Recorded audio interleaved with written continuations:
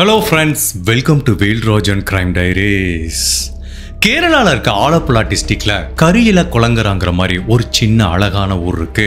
அந்த ஊர்ல ஜூன் மாசம் 6ஆம் தேதி 2008 அங்க இருக்க ஒரு வயல்வெளியில நிறைய பெண்கள் வேலை பார்த்துட்டு இருக்காங்க. இந்த பக்கம் வயல்வெளி இருக்கு, இந்த பக்கம் ஒரு சின்ன அழகான குளம் இருக்கு. ஸோ இப்படி வயல்வெளியில வேலை பார்த்துட்டு இருந்தவங்க ஒரு 2 பேர் யதார்த்தமா இந்த குளத்து பக்கம் பார்க்குறாங்க. அந்த குளத்துக்குள்ள இருந்து ஒரு பொருள் இப்படி வெளியில வந்து நிக்குது. தொலை தூரத்துல இருந்து பார்க்கும்போது அது என்ன இருக்குங்கிறத இவங்களால யூகிக்க முடியல. சரி என்னதான் இருக்குன்னு போய் பார்க்கலான்னு பக்கத்துல போய் பார்க்கும்போதான் அது ஒரு மனிதனோட கால் பகுதின்னு தெரிய வருது. அதாவது ஒரு மனிதனோட 2 கால்களையும் இப்படி இறுக்கமா கட்டி இருக்காங்க. அந்த உடல் உள்ள இருக்கு, அந்த 2 கால்கள் மட்டும் இப்படி வெளியில நீட்டிட்டு இருக்கிறத பார்த்து 2 பேருமே மிரண்டு போயிட்டு கத்தி கூச்சலிடுறாங்க. அப்ப அங்க வேலை செய்யறவங்களா என்னன்னு கேட்கறாங்க. அங்க தொலை தூரத்துல என்ன இருக்குன்னு நீங்க பாருங்கன்னு எல்லாத்தையும் அந்த குளத்தை நோக்கி பார்க்க சொல்றாங்க. இப்போ அங்க இருக்கிற மக்கள் எல்லாரும் பதட்டமாகி அடுத்த 10 நிமிஷத்துக்குள்ள போலீஸ் டிபார்ட்மெண்ட்டுக்கு கால் பண்றாங்க. ஸோ போலீஸும் இந்த தகவலை கேட்டுட்டு ஒரு 1 or 2 hours கழிச்சு வராங்க. அப்போ போலீஸுக்கு பார்க்கும்போதே தெரியுது அது ஒரு மனிதனோட சடலம் உள்ள மூழ்கடிக்கப்பட்டிருக்கேன். அப்போ போலீஸ் டிபார்ட்மெண்ட்ல இருந்து ஒரு 2-3 பேர் அந்த சடலத்தை வெளியில எடுக்கிறதுக்காக முயற்சி பண்றாங்க. 2 பேர் இறங்கி அந்த சடலத்தை இப்படி இழுக்க முயற்சி பண்றாங்க. அதை மேல் நோக்கி இழுக்கிறதுல அவ்வளவு சிரமம் இருக்கு.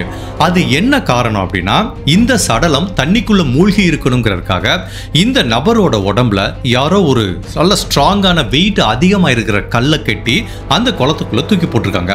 ஃபைனலா அந்த கல்லை எல்லாத்தையும் கட் பண்ணிட்டு இந்த உடலை எடுத்துட்டு வர்றாங்க. அது வெளியில வரும்போது தெரியுது ஒரு பெண்ணோட சடலம்னு. ஒரு 50ல இருந்து 60 வயசு இருக்கலாம். அந்த பெண்ணோட வயிற்று பகுதி கம்ப்ளீட்டா கிழிக்கப்பட்டிருக்கு. இதுக்குரிய காரணம் என்னன்னா இவங்களை கொலை பண்ண அந்த நபருக்கு நல்லா தெரியும் இந்த மாதிரி உடலை கல்லை கட்டி என்னதான் குளத்துக்குள்ள போட்டா கூட ஒரு 2-3 நாள்ல அந்த பாடி டீகம்போஸ் ஆகும்போது உள்ளுக்குள்ள நிறைய கேஸ் ஃபார்ம் ஆக ஆரம்பிக்கும். அப்போ ஆட்டோமேட்டிக்கா அந்த உடம்பு வந்து மெதுவா மேல வர்றதுக்கு வாய்ப்பு இருக்கு.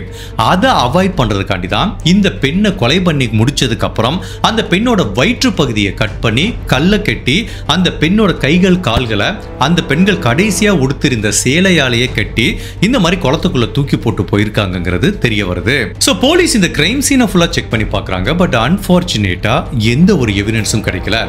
இந்த உடல் கண்டுபிடிக்கப்பட்டது ஒரு வயல்வெளிக்கு பக்கத்துல இருக்க குளங்கிறதுனால ஒரு நபர் கார்ல வந்திருக்கலாம். பட் தொலை தூரத்துல காரை பார்க் பண்ணிட்டு இந்த பெண்ணோட சடலத்தை எடுத்துட்டு வந்து இங்க டம்ப் பண்ணிருக்கலாங்கிற மாதிரி ஃபீல் பண்றாங்க. போலீஸோட அனுமானம் என்னன்னா இந்த பெண்ணை வேற எங்கேயோ வச்சு கொலை பண்ணி அந்த உடலை டம்ப் பண்றதுக்காண்டி தான் அந்த நபர் இங்க வந்திருக்காங்கிறது மட்டும் தெரியுது. பட் இந்த பெண்ணோட உடம்புல போலீஸ் பார்க்குற மிக வித்தியாசமான விஷயம் என்னன்னா அந்த பெண்ணுக்கு ஒரு பல்லு கூட கிடையாது. எல்லாமே ஆர்டிஃபிஷியல் பல் செட்டுன்னு சொல்லுவாங்களே அதை தான் அந்த பெண் பயன்படுத்தியிருக்காங்க. ஸோ இது ஒரு மிக முக்கியமான தடயமா பார்க்கப்படுது. ஸோ இதை தவிர வேற எந்த தடையும் கிடைக்கலங்கிறதுனால இப்போ அந்த பெண்ணோட உடலை பிரேத பரிசோதனைக்காக அரசு மருத்துவமனை அனுப்பி வைக்கிறாங்க.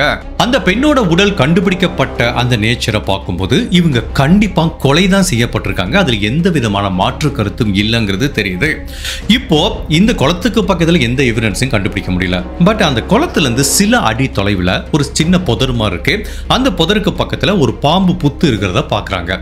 ஸோ ஃபாரன்சிக் எக்ஸ்பர்ட் அதுக்கப்புறம் போலீஸ் ஆபீசர் எல்லாம் சுத்தி பார்க்கும்போது அந்த பாம்பு புத்து கிட்ட நடந்து போகும்போது அந்த இடத்துல மிக மோசமான ஒரு துர்நாற்றம் வருது.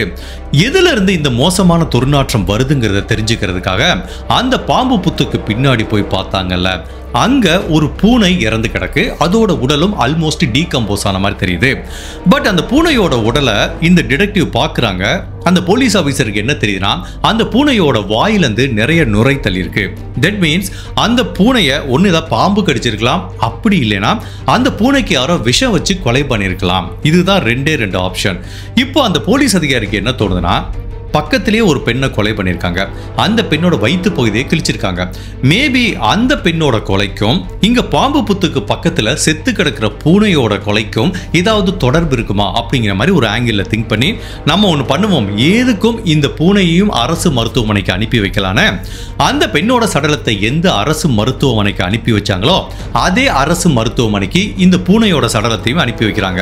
அங்க இருக்கிற பேத்தாலஜிஸ்ட் கிட்ட என்ன சொல்றாங்க, சார் இந்த பெண்ணோட உடலையும் நீங்க பிரேத பரிசோதனை பண்ணுங்க, இந்த பூனையோட உடலையும் பிரேத பரிசோதனை பண்ணுங்கங்கறாங்க. அந்த பேத்தாலஜிஸ்ட் பயங்கர ஷாக் ஆயிட்டாங்க. சார் நான் பல வருஷமா டாக்டரா வேலை பார்த்துட்டு இருக்கேன், இது வரைக்கும் பூனைக்கு நாங்க பிரேத பரிசோதனை எல்லாம் பண்ணதில்லை, எங்க ஹாஸ்பிட்டல் அது பண்ண மாட்டோம், ஒன்லி மனிதர்களுக்கு தான் பண்ணுவோம். உங்களுக்கு அதுக்கு மேல அந்த பூனை எப்படி இறந்ததுன்னு தெரியணும்னா நீங்க ஒரு வெட்டினரி ஹாஸ்பிட்டலுக்கு எடுத்துட்டு போங்க, அங்க வச்சு பண்ணுங்கங்கறாங்க. இப்ப வேற வழியே இல்லாம இந்த பெண்ணோட சடலத்தை மட்டும் அரசு மருத்துவமனையில விட்டுட்டு அந்த பூனையோட சடலத்தை ஒரு வெட்டினரி ஹாஸ்பிட்டலுக்கு அனுப்பி வச்சு அங்க வச்சு பிரேத பரிசோதனை பண்ண சொல்றாங்க. ஸோ இப்போ 2 வெவ்வேறு இடங்களில் இந்த பெண்ணுக்கும் இந்த பூனைக்கும் பிரேத பரிசோதனை நடக்குது. உண்மையிலே இந்த வழக்கை எல்லாருமே விசித்திரமா பார்க்குறாங்க.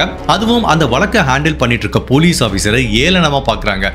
என்ன சார் நீங்க ஒரு பூனையை போய் பிரேத பரிசோதனை, அது ஏதாவது பாம்பு புத்து பக்கத்தில் இருக்கும், பாம்பு கடிச்சிருக்கோம், இதை ஒரு பெரிய விஷயமா எடுத்து அந்த பூனைக்கும் இந்த கொலைக்கும் தொடர்பு இருக்குன்னு எப்படி சார் திங்க் பண்றீங்கிற மாதிரி கேட்குறாங்க.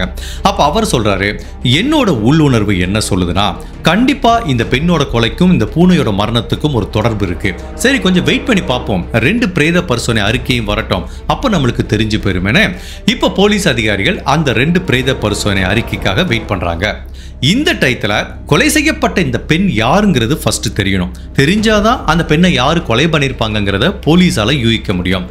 அப்ப நம்ம அடுத்து என்ன ஸ்டெப் பண்ணுவாங்க, இந்த ஏரியால இருக்க போலீஸ் ஸ்டேஷன்ல ஒரு 50லேருந்து 60 வயசு மதிக்கத்தக்க ஒரு பெண்மணி, ஒரு பல்லு கூட இல்லாம ஒரு ஆர்டிபிஷியலா பல் செட்டு வச்சிருக்கிற ஒரு அடையாளத்தோட இருக்க பெண்மணி மிஸ் ஆயிட்டாங்கன்னு ஏதாவது கம்ப்ளைண்ட் வந்திருக்காங்கிற மாதிரி செக் பண்ணி பார்க்குறாங்க. அந்த லோக்கல்ல 2-3 போலீஸ் ஸ்டேஷன்ல செக் பண்ணி பார்க்குறாங்க. பட் அந்த மாதிரி எந்த கம்ப்ளைண்ட்டும் போலீஸுக்கு வரல. ஒரு விவசாய நிலத்துக்கு பக்கத்தில் இருக்க குளத்துல வயிற்ற கிழிச்சு இவ்வளவு கொடூரமா ஒரு பெண்ணை கொலை பண்ணி தூக்கி போட்டு போயிருக்காங்க.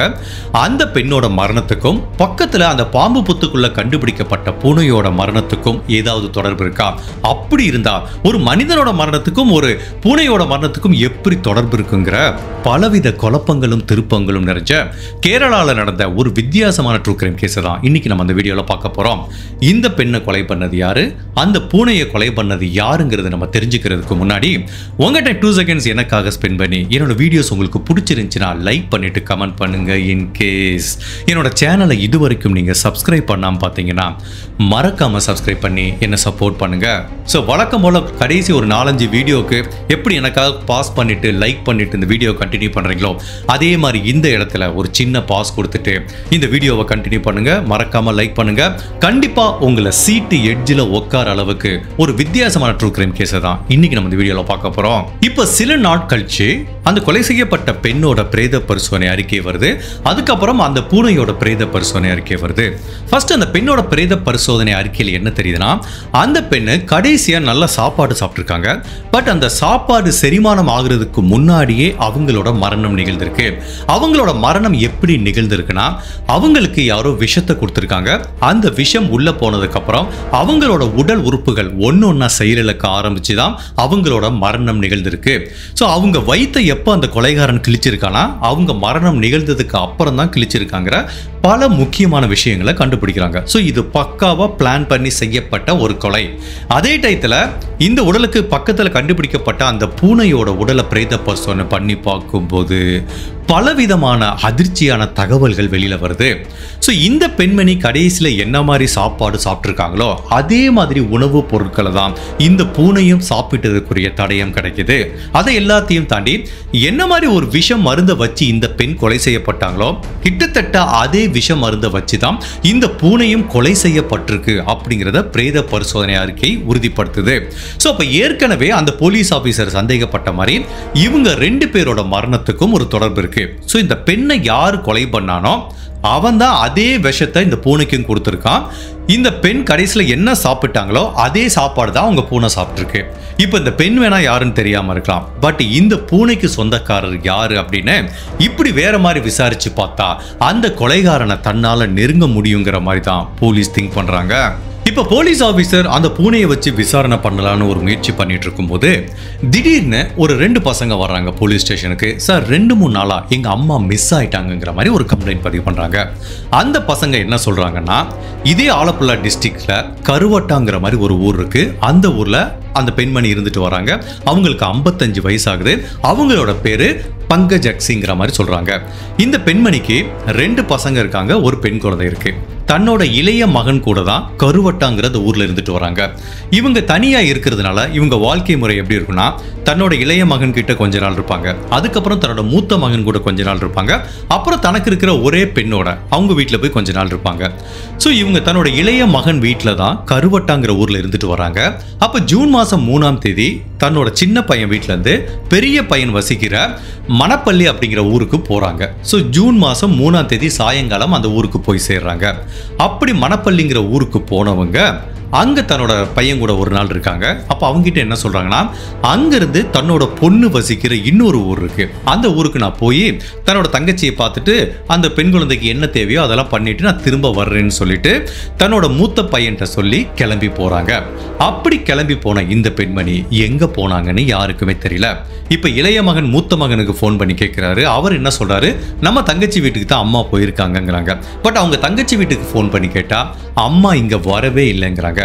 அப்போ மணப்பள்ளிங்கிற இந்த ஊர்ல இருக்கிற தன்னோட மூத்த பையன் வீட்டுல இருந்து கிளம்பி போன இந்த பெண்மணி எங்க போயிருக்காங்கன்னு யாருக்குமே தெரியல. அதனாலதான் இப்ப போலீஸ்ல வந்து ஒரு கம்ப்ளைண்ட் பதிவு பண்றாங்க. ஸோ அவங்க தன்னோட அம்மாவை பத்தி கொடுக்குற ஐடென்டிஃபிகேஷன் என்னன்னா, அவங்க அம்மாவுக்கு ஒரு பல்லும் இருக்காது, எல்லாமே இந்த ஆர்டிஃபிஷியலா ஒரு பல் செட்டு தான் வச்சிருக்காங்கிற மாதிரி ஒரு தகவல் கொடுக்குறாங்க. இப்போ இவங்க சொன்ன தகவலும் ஏற்கனவே போலீஸ் கண்டுபிடிச்ச அந்த உடலையும் ஒப்பிட்டு பார்க்கும்போது ரெண்டுமே மேட்ச் ஆகிறதுனால இப்போ இந்த 2 பசங்களையும் அரசு மருத்துவமனையில் இருக்கிற பிணவரைக்கு கூட்டிட்டு போறாங்க. அங்க போய் இந்த பெண்ணோட சடலத்தை அடையாளம் காமிக்க சொல்றாங்கல்ல, அதை பார்த்தவன அந்த இளைய மகன் வீறிட்டு அழுகிறாரு, அங்கேயே மயங்கி விழுந்துறாரு. சோ அதிலேயே தெரிஞ்சு போச்சு, இந்த குளத்துக்குள்ள கொலை செய்யப்பட்டு புதைக்கப்பட்ட பெண்மணி பங்கஜக்சிங்கிறது உறுதி செய்யப்படுது. சோ இதுவரைக்கும் கொலை செய்யப்பட்ட விக்டிம் யாருன்னு தெரியாம போலீஸ் சுத்திட்டு இருந்தாங்க. இப்போ அந்த பெண்மணி யாருங்கிற ஐடென்டிட்டி தெரியுது. இப்போ அவங்க கிட்ட விசாரிக்கிறாங்க, குடும்ப உறவுகள் கிட்ட. உங்க அம்மாவை கொலை பண்ற மாதிரி யாராவது உங்களுக்கு எதிரி இருக்காங்களா கேட்டதுக்கு, சார் எங்க வீட்டுல அந்த மாதிரி எதிரின்னு யாருமே கிடையாது, நாங்க பக்காவான ஒரு மிடில் கிளாஸ், நாங்க ஏதோ வேலைக்கு போறோம் சம்பாதிக்கிறோம், ஒரு நிம்மதியான வாழ்க்கையை வாழ்ந்துட்டு இருக்கோம், எங்க அம்மாவை கொலை பண்ற மாதிரி எதிரி யாருன்னே கிடையாதுங்கிறாங்க. ஸோ இப்போ இந்த பெண்ணோட டைரக்ஷன்ல இருந்து அந்த கொலைகாரனை அப்ரோச் பண்ண முடியல. அப்ப போலீஸுக்கு இருக்க இன்னொரு தடயம் என்ன, அந்த பூனைக்குட்டி. ஸோ அந்த பூனையை ஒரு போட்டோ எடுத்துக்கிறாங்க. ஸோ எந்த இடத்துல இவங்க உடல் கண்டுபிடிக்கப்பட்டதோ அந்த ஊர்ல அந்த ஏரியால இருக்க மக்கள் கிட்ட இந்த பூனை யாருக்கு சொந்தமானதுன்னு விசாரிக்க ஆரம்பிக்கிறாங்க. இப்படியே வழிநெடுகா விசாரணை பண்ணும்போது ஒரு ஃபேமிலி அந்த பூனைக்குட்டியை பார்க்குறாங்க போட்டோவை. சார் இது எங்க பூனை தான் சார், 4ஆம் தேதியிலேருந்து காணோம்னு நாங்கள் தேடிட்டு இருக்கோம் சார்னு அவங்க சொல்றாங்க. சரி உங்க பூனைக்கு நீங்க கடைசியாக எப்போ சாப்பாடு வச்சீங்கன்னு கேட்டால், நாங்கள் 3ஆம் தேதி வச்சோம். ஆக்சுவலாக சாப்பாடு அது எங்கள் வீட்டில் மட்டும் சாப்பிடாது, இந்த ஏரியாவில் ஃபுல்லாக சுற்றிட்டே இருக்கோம். ஏதாவது ஒரு வீடு திறந்துருந்தா அந்த வீட்டுக்குள்ளே போகும், இல்லை ஓட்டு வழியாக போகும், எங்கெல்லாம் சாப்பாடு இருக்கோ திருட்டுத்தனமாக சாப்பிடும். ஸோ அதை பற்றி நாங்கள் கவலைப்பட மாட்டோம், இந்த ஏரியா மக்களும் கவலைப்பட மாட்டாங்க. பிகாஸ் நாங்கள் வளர்க்குற பூனை எல்லாத்துக்கிட்டையும் நல்ல ஃப்ரெண்ட்லியாக பரிச்சயமாக இருக்கிறதுனால அதை எல்லாருமே தன்னோட சொந்த பூனை மாதிரி தான் சார் வளர்ப்பாங்க. ஸோ 3ஆம் தேதி எங்கள் வீட்டில் இருந்து கிளம்பி போனால் இந்த பூனை வரலைங்கிற மாதிரி அவங்க ஒரு தகவல் சொல்கிறாங்க. ஸோ இவங்க சொல்கிற தகவலில் உண்மைத்தன்மை இருக்கிறதுனால இந்த கொலைக்கும் இந்த பூனையோட ஓனருக்கும் எந்த சம்பந்தமும் இல்லைங்கிற மாதிரி போலீஸ் ஒரு முடிவுக்கு வர்றாங்க. ஸோ இப்போ போலீஸை பொறுத்த வரைக்கும் இந்த பெண்மணியை எதுக்காக கொலை பண்ணிருப்பாங்க, என்ன காரணத்துக்காண்டி கொலை பண்ணிருப்பாங்கிற மாதிரி போலீஸ் திங்க் பண்ணிட்டு இருக்கும்போது இப்போ இவங்க உடலை ஐடென்டிஃபை பண்ணிட்டாங்க. ஸோ அந்த பெண்ணுக்கு சொந்தமான எல்லா உடைமைகளையும் அவங்க குடும்ப உறவுகள் கிட்ட கொடுக்குறாங்க. அப்போ அந்த கொலை செய்யப்பட்ட பெண்ணோட பசங்க என்ன சொல்றாங்கன்னா, சார் எங்க அம்மாவுக்கு சொந்தமான அந்த ட்ரெஸ் இதெல்லாம் கொடுத்தீங்க, பட் எங்க அம்மா கழுத்துல ஒரு தங்க செயின் போட்டிருந்தாங்க, காதுல கம்மல் போட்டிருந்தாங்க, கையில ஒரு தங்க மோதிரம் போட்டிருந்தாங்க, கிட்டத்தட்ட 4-5 சவரன் நகை மிஸ் ஆகுதுங்கிற மாதிரி சொல்றாங்க. இதை பார்க்கும்போது தான் போலீஸுக்கு தெரியுது, ஆகா ஒருவேளை இது ராபரிக்காக செய்யப்பட்ட கொலையா இருக்குமோ அப்படிங்கிற மாதிரி திங்க் பண்றாங்க. ஜெனரலா ஒவ்வொரு ஏரியாலையும் ஒரு டைப் கிரைம் பண்றவங்க சில குற்றவாளிகள் இருப்பாங்க, வீடு புகுந்து திருடுறது, வழிப்பறி கொலை பண்றதுன்னு. ஸோ ஒவ்வொருத்தனும் ஒவ்வொரு இதுல திறமையா இருப்பான். ஸோ இந்த மாதிரி வயசான ஒரு பெண்மணி கிட்ட நகையெல்லாம் பறிச்சு கொலை பண்ற மாதிரி யார் இருக்காங்கன்னு பாக்குறாங்க. ஒரு 2-3 பேர் சந்தேக வலயத்துக்குள்ள வர்றாங்க. அவனை போய் பிடிச்சு விசாரிக்கிறாங்க. பட் அவன் இந்த கொலை நடந்தப்ப இந்த ஊர்லயே இல்லைன்னு தெரிய வருது. ஸோ இப்போ அந்த சஸ்பெக்டும் இந்த கொலையை பண்ணிருக்க வாய்ப்பு இல்லைங்கிற மாதிரி தான் போலீஸ் திங்க் பண்றாங்க. இப்போ போலீஸுக்கு நல்லா தெரியுது, அந்த பூனையை வச்சு விசாரிச்சாதான் அந்த கொலைகாரனை நெருங்க முடியும். அப்ப திரும்பவும் அந்த பூனையோட ஓனர் வீட்டுக்கு போறாங்க. நீங்க சொல்லுங்க, இந்த ஏரியால பூனை எல்லா வீட்டுக்கும் போகுங்கிறீங்களா, அடிக்கடி எந்த வீட்டுல போய் நல்லா சாப்பிடும், கம்ஃபர்டபுளாக போய் சாப்பிடும். அந்த ஓனரும் அதை பற்றி எதுவும் சொல்ல மாட்டாருன்னு கேட்க விட்டு பக்கத்தில் ஜலாலுதீன்கிற ஒரு நபர் இருக்காரு. அவர் என்ன வியாபாரம் பண்ணுறாருன்னா பாத்திர வியாபாரம். நீங்கள் நிறைய பார்த்துருப்பீங்க, கிராமத்து சைடு சைக்கிளில் இல்லை ஒரு தள்ளு வண்டியில் நிறைய பாத்திரத்தை எடுத்துகிட்டு வந்து வீடு வீடாக போய் வித்துட்டு வருவாங்க. அந்த மாதிரி ஒரு பிஸ்னஸ் பண்ணுறாரு. பட் அவர் வீட்டில் தான் என்னோட பூனை ரொம்ப கம்ஃபர்டபுளாக போய் சாப்பிட்டு வருங்கிற மாதிரி சொல்கிறாங்க. சரி, அவரை விசாரிக்கலான்னு போனால் அவர் அந்த ஏரியாலே இல்லை, வீடு பூட்டப்பட்டிருக்கு. சரி, இப்போ இந்த ஜலாலுதீன் எங்கே இருப்பாருன்னு தெரிஞ்சுக்கிறதுக்காக அவரோட நம்பரை பக்கத்து வீட்டுக்காரங்கிட்ட வாங்கிட்டு அந்த ஜலாலுதீன்கிற நபருக்கு கால் பண்றாங்க. அவரும் போன் எடுக்கிறாரு. சார், இப்போ நான் ஊர்ல இல்லை சார், நான் வந்து பண்டலம்ங்கிற ஒரு ஊர்ல இருக்கேன். இப்போ நான் வியாபாரம் பார்க்கறதுக்காக வந்திருக்கேன். ஸோ நான் எப்போ நம்ம ஊருக்கு திரும்ப வரோன்னா வந்து உங்களை பார்க்குறேன்னு ஃபோனை வச்சிடறாரு. இப்போ இந்த போலீஸ் ஆஃபீஸருக்கு இந்த ஜலாலுதீன்கிற நபர் மேலே ஒரு சந்தேகம் வருது. அப்போ அவர் இன்னொரு போலீஸ் ஆஃபீஸரை விட்டு கால் பண்ண சொல்கிறாரு. அப்போ அவர் கால் பண்ணும்போது என்ன சொல்கிறான், சார் நான் கிளப்பாரங்கிற இன்னொரு ஊரில் இருக்கேங்கிறான். இப்போ போலீஸுக்கு மேலும் அவன் மேலே சந்தேகம் வந்திருக்கு. 5 நிமிஷத்துக்கு முன்னாடி கால் பண்ணப்போ வேற ஊரில் இருந்தாங்கிறான். இப்போ 5 நிமிஷத்துக்கு அப்புறம் கால் பண்ணால் இந்த ஊரில் இருக்கேங்கிறான். ஸோ இப்போ என்ன பண்ணுறாங்க, பக்கத்து வீட்டுக்காரங்க, அவனோட பக்கத்து வீட்டுக்காரங்கிட்ட சொல்லி போலீஸ் கால் பண்ண சொல்கிறாங்க. அப்போ நான் அடூருங்கிற இன்னொரு ஊரில் இருக்கேங்கிறான். ஸோ ஒரு 10-15 நிமிஷத்துக்குள்ள இவன் 3 வெவ்வேறு விதமான ஊர்ல இருக்கேன்னு ஒவ்வொருத்தர்ட்டையும் பொய் சொன்னதுனால இந்த ஜலாலுதீன்கிற நபர் மேல போலீஸுக்கு ஒரு சந்தேகம் வர ஆரம்பிக்குது. அப்ப திரும்பவும் போலீஸ் ஆபீசர் சொல்றாங்க, நீ ஒன்று பண்ணு, நீ எங்கே இருந்தாலும் சரி உடனே கிளம்பி வாங்குறாங்க. அவனும் சரி சார் வர்றேங்கிறான். பட் இவனோட செல்ஃபோன் சிக்னலை செக் பண்ணி பார்க்கும்போது இவனோட செல்ஃபோன் டவர் சிக்னல் எங்கே காட்டுதுன்னா இந்த கொலை எங்கே நடந்ததோ அதே ஊரில் தான் இவன் இருக்கான்னு தெரியுது. ஸோ கண்டிப்பாக போலீஸ் கிட்ட போய் சொல்கிறதுனால இந்த பெண்ணோட கொலைக்கும் ஜலாலுதீன்கிற இந்த நபருக்கும் ஒரு தொடர்பு இருக்குமோங்கிற சந்தேகம் போலீஸுக்கு வர ஆரம்பிக்குது. பட் என்ன பிரச்சனை அப்படின்னா, கொலை செய்யப்பட்ட பெண் கருவட்டாங்கிற வேற ஊரை சேர்ந்தவங்க, சம்பந்தமே இல்லாம கரில குளங்கராங்கிற இந்த ஊர்ல வந்து அந்த பெண் எப்படி கொலை செய்யப்பட்டாங்க அப்படிங்கிறது தெரியல.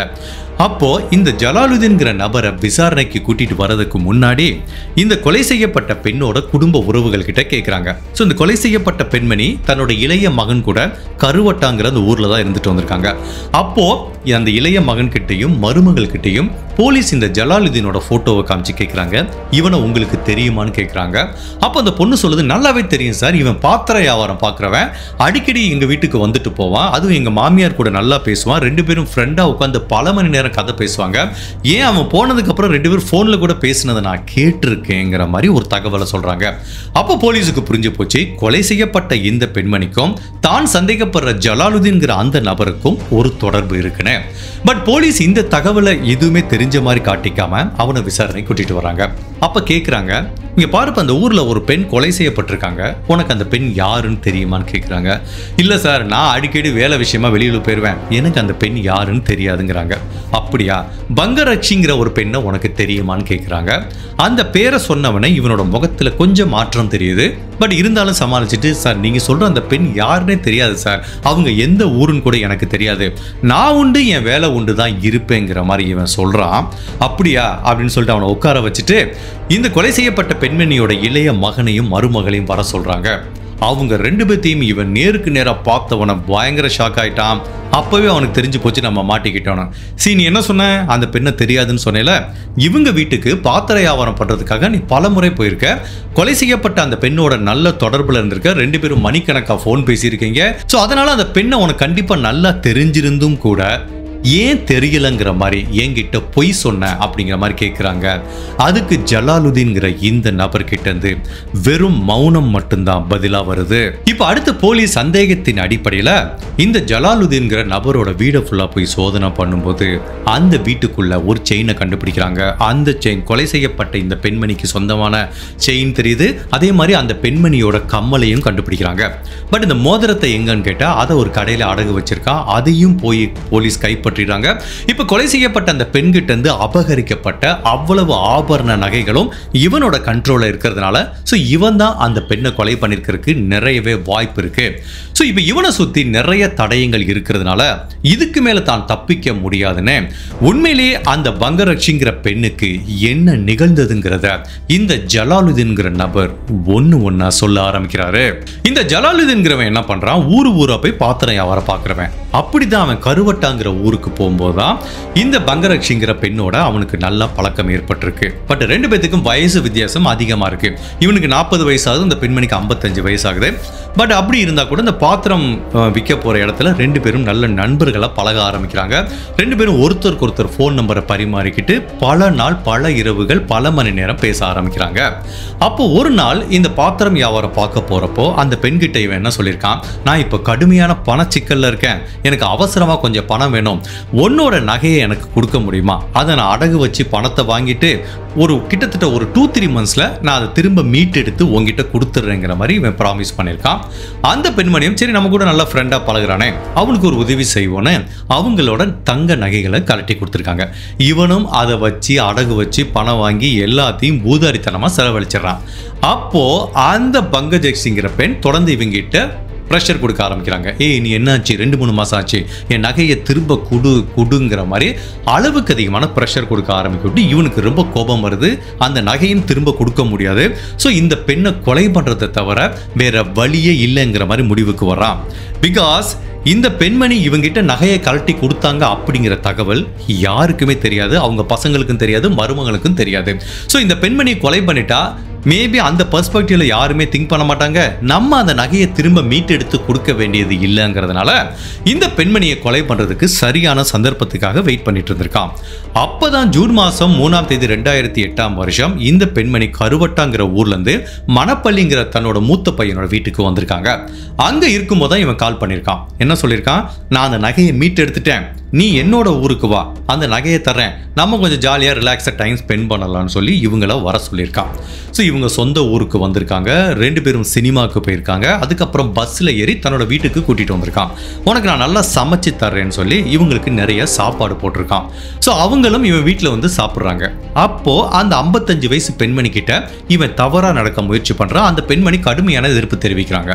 அந்த பெண்மணி என்ன சொல்கிறாங்கன்னா, நீ என்கிட்ட வாங்கின நகையை திரும்ப தர்றேன்னு தான் கூட்டிகிட்டு வந்தேன், அதையும் தரல, இப்போ என்கிட்ட தவறா நடந்துக்கிற, இதை என்னால் அக்செப்ட் பண்ணிக்க முடியாது, நான் ஒரு நல்ல ஃப்ரெண்டாக தான் உங்கூட பழகினேன், நீ இந்த மாதிரி ஒரு தவறான எண்ணத்தில் என் கூட பழகுனேன்னா என்னால் அக்செப்ட் பண்ணிக்க முடியாது, நான் இப்போ போய் போலீஸில் கம்ப்ளைண்ட் பண்ண போறேன்னு ஒரு மிரட்டல் விடுத்தாங்கல்ல. பட் இவன் ஏற்கனவே அந்த பெண்மணியை கொலை பண்ணலாங்கிற மாதிரி முடிவோடு தான் ஒரு பூச்சி மருந்து கொல்லி வாங்கி வச்சிருக்கான். இப்போ ஏற்கனவே ஒரு தண்ணியில் அந்த மருந்தை கலந்து இந்த பெண்மணி சாப்பிட்டு முடிச்சதுக்கு அப்புறம் வலுக்கட்டாயமா அவங்க வாயை திறந்து தண்ணியை ஃபுல்லாக ஊற்றி விட்டுருக்கான். ஃபுல்லாக அந்த மருந்து உள்ளே போய் கிட்டத்தட்ட அடுத்த 1 or 2 ஹவர்ஸில் இவங்களோட மரணம் நிகழ்ந்திருக்கு.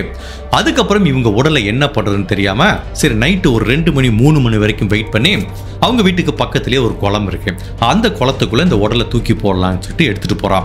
அவனுக்கு நல்லா தெரியும் உடல் நீருக்குள்ளே இருக்கும்போது கேஸ் ஃபார்ம் ஆகி உப்பி போய் வெளியில் வந்துருன்னு அந்த பெண்ணோட வயிற்று பகுதியை கிழிக்கிறான். அதுக்கப்புறம் அவங்களோட கை கால்களை அவங்களோட சேலையை வச்சே கட்டுறான். அதுக்கப்புறம் ஒரு மிகப்பெரிய கல்லை கட்டி அந்த குளத்துக்குள்ள தூக்கி போடுறான். அப்படி தூக்கி போறதுக்கு முன்னாடி அந்த பெண்மணி ஏற்கனவே கழுத்துல போட்டிருந்த நகை, காதுல போட்டிருந்த கம்மல், ரிங் எல்லாத்தையும் எடுத்து உள்ள தூக்கி போட்டிருக்கான். பட் அது நாளடைவில் 2-3 நாள்ல எப்படி இவன் என்னதான் வயிற்ற கிழிச்சா கூட அது ஆழம் குறைவா இருந்ததுனால கொஞ்சம் கொஞ்சமா அந்த உடல் மேல வந்திருக்கு. இப்போ இந்த பூனை எப்படி இறந்து போச்சு அப்படின்னா, இந்த பூனை என்ன பண்ணுன்னா அடிக்கடி இவன் வீட்டுக்கு சாப்பிட வருமா. இவன் இந்த பெண்ணோட உடலை டிஸ்போஸ் பண்றதுக்காக கிளம்பி போறான்.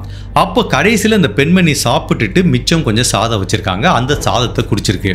அந்த பூனையோட கெட்ட நேரமா என்னன்னு தெரியல, இவன் விஷம் கலந்த ஒரு தண்ணியை வச்சு அந்த பெண்ணோட வாயில ஊத்தி விட்டான்ல, அந்த தண்ணி மீதம் கொஞ்சம் இருந்திருக்கு.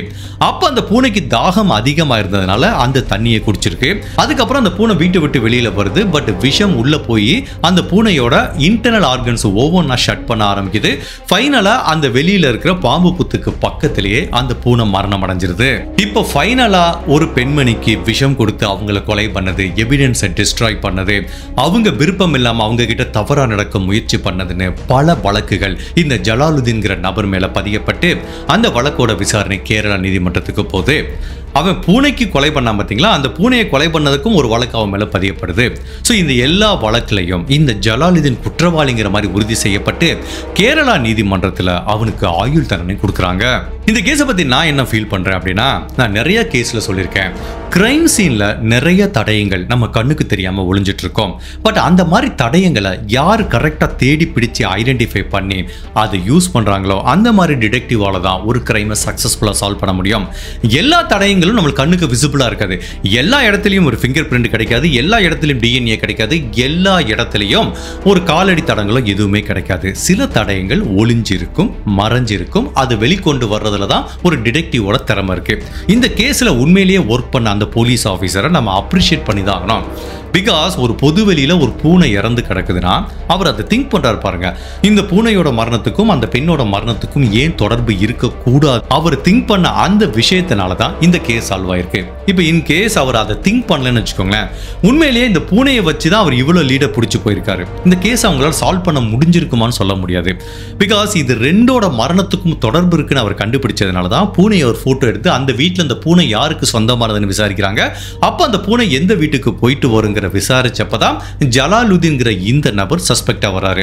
அப்படி இல்லைன்னா ஜலாலுதீன்கிற இந்த சஸ்பெக்ட் இந்த கேஸுக்குள்ள வர்றதுக்கு வாய்ப்பே இல்லை. ஸோ உண்மையிலேயே பூனையை வச்சு கேரளா போலீஸ் சால்வ் பண்ண இந்த கேஸ் வேற லெவல். ஒரு டேட்டால என்ன சொல்றாங்க அப்படின்னா, கேரளால இதுக்கு முன்னாடி ஒரு பூனைக்கு பிரேத பரிசோதனை நடந்ததே இல்லை. இந்த மாதிரி பூனைக்கு பயன்படுத்தின பிரேத பரிசோதனை ஒரு கிரைம்ல ஒரு எவிடன்ஸா பயன்படுத்தவில்லை.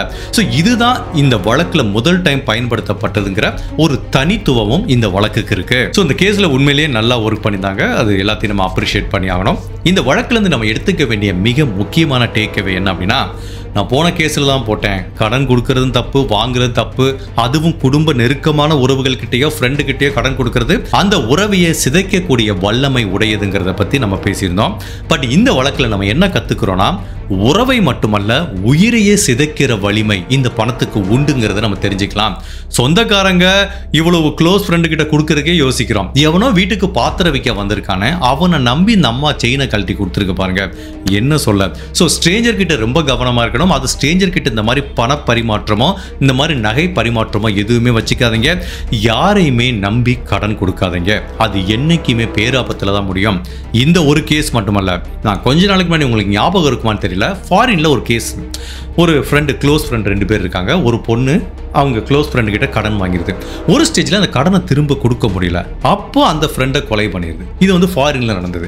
என்ன பிரதர், ஃபாரின்ல தான் இதே மாதிரி நடக்கும், நம்ம ஊரில் இப்படி நடக்குமான்னு கேட்டிங்கன்னா, அந்த கேஸ் போட்டு அடுத்த மாதமே நான் இன்னொரு கேஸ் போட்டு அது இந்தியாவில் நடந்தது. எனக்கு சரியாக ஞாபகம் இல்லை எந்த ஸ்டேட்னு. இதே மாதிரி தான் 2 பேர் க்ளோஸ் ஃப்ரெண்டு. இந்த பெண்மணி, ஒரு பெண்மணி என்ன பண்ணுறாங்க, தன்னோட கணவருக்கு தெரியாமல் தான் சேர்த்து வச்ச பணத்தை எல்லாம் இன்னொரு ஃப்ரெண்டுக்கு கொடுக்குறாங்க. அந்த பெண் வாங்கிக்குது. ஒரு நாள் கணவர் காசு எங்கம்மான்னு கேட்குறாரு. இந்த எடுத்துறேன்னு சொல்லி அந்த பொண்ணு ஏதோ ஒன்று சமாளிக்கிறாங்க. அப்போ அந்த ஃப்ரெண்டு கிட்ட போய் கேட்குறாங்க, என் கணவர் கண்டுபிடிச்சிட்டான், நான் கொடுத்த காசுலாம் திரும்ப கொடுங்கிறாங்க. அப்போ அந்த பெண் கிட்ட காசு இல்லை. அப்போ தனக்கு பணம் கொடுத்த இந்த பெண்ணை தன்னோட க்ளோஸ் ஃப்ரெண்டை கொலை பண்ணியிருக்காங்க. ஸோ இது க்ளோஸ் ஃப்ரெண்டுக்குள்ளே எவ்வளோ நடக்குதுன்னா, இவன் ஒரு பாத்திரம் விற்க வர ஸ்ட்ரேஞ்சர், இவங்கிட்ட சொல்லவா வேணும். ஸோ என்னோட சஜஷன் இதான், மேக்ஸிமம் கடன் கொடுக்கறதையும் வாங்குறதையும் அவாய்ட் பண்ணுங்க. அது என்னைக்குமே ப்ராப்ளத்தில் தான் கொண்டு முடியும். இந்த கேஸை பற்றி நீங்கள் என்ன நினைக்கிறீங்க? பூனையை வச்சு வித்தியாசமாக பிரேத பரிசோதனை வச்சு அந்த பூனை மூலமாக அப்படி ஒரு லீடு பிடிச்சி போய் இந்த கேஸை சால்வ் பண்ணாங்களா? அந்த போலீஸோட திறமையை பற்றி உங்களோட கருத்தை மறக்காமல் இந்த வீடியோவில் பதிவு பண்ணுங்கள். இந்த மாதிரி அனதர் கேஸில் உங்களை சந்திக்கிறேன். Till then stay safe, take care, by.